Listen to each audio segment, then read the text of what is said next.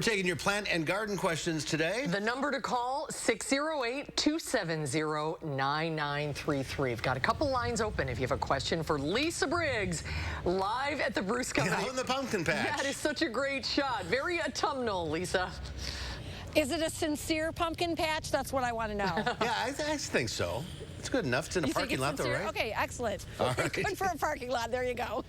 Let's go to the phones. We'll start with Diane in Mount Horeb. Hi, Diane. What's your question? Hi, I've been growing my amaryllis bulbs in pots, and they're still growing, so I don't know what to do with them to get them down and rested so they'll bloom. Okay. Yep. So what you're going to want to do, Diane, is first you're going to want to cut off all that lovely foliage. And some people dry them in the pots, some people take them out of the pots. But what you want to do is set it in a place where it is kind of cool, airy, and dark, and let them sit in those pots for about 12 weeks. And then you're going to bring them out and then start watering again, and then the new growth will come up, and they just need a rest. Okay. All right, very good. Let's go to Kathy in Verona. Hi, Kathy. What's your question? Lisa, I have planted 100 daffodil and tulip bulbs on a new property that we just moved into. What can I do to prevent squirrels and chipmunks from digging them up? Well, squirrels and chipmunks will not bother your daffodils. They're a little bit toxic, so they'll leave those alone. For tulips, what you could do is just get like some bird netting and just cut some pieces and lay that over where you planted them. You could also use chicken wire if your squirrels are especially aggressive. And if you just lay that over the top and then mulch over it, the bulbs will come up through the chicken wire, but the squirrels won't be able to get them.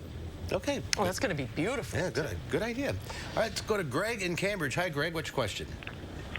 Yes, I've got a lupin's cherry tree and a couple of apple trees, and they have not flowered. The apple trees are probably 5 years old. The cherry tree is probably a year old.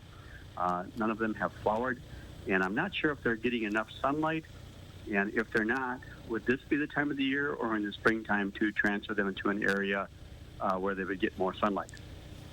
Okay, so they're going to need 6 to 8 hours of sunlight a day, and that's during the growing season. So if they're not getting that, you will want to move them, but you're going to want to wait until spring and do it in the spring. Now is not a good time to be transplanting.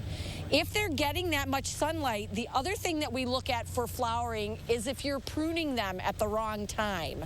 So the best time to prune fruit trees so that you get fruit production, it's kind of tricky because what you want to do is prune them for shape right after they're done flowering. That will not get you fruit for that 1 year, but you'll get fruit the following year. So just watch the pruning and make sure they're getting enough sunlight. That'll be the best thing to do. All right, hold off on the transplanting. All right, let's go to Heidi in Madison. Hi, Heidi. What's your question? Hi, hello, thank you. I just want to know when a good time for me to plant my garlic bulbs will be.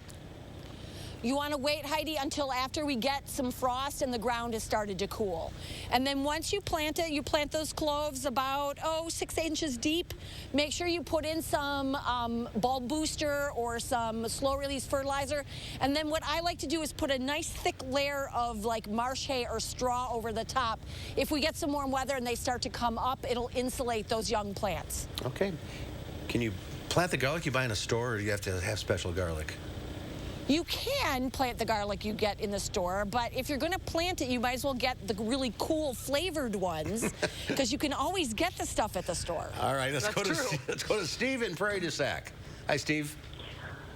Hi there. I'm transplanting peony plants right now.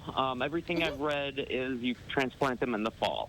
I was wondering if you have any recommendations. Okay, these are from my mother-in-law. I'm transplanting them from Illinois up here from her house. So they were her favorite flower. She passed away in January. Oh, that's very sweet.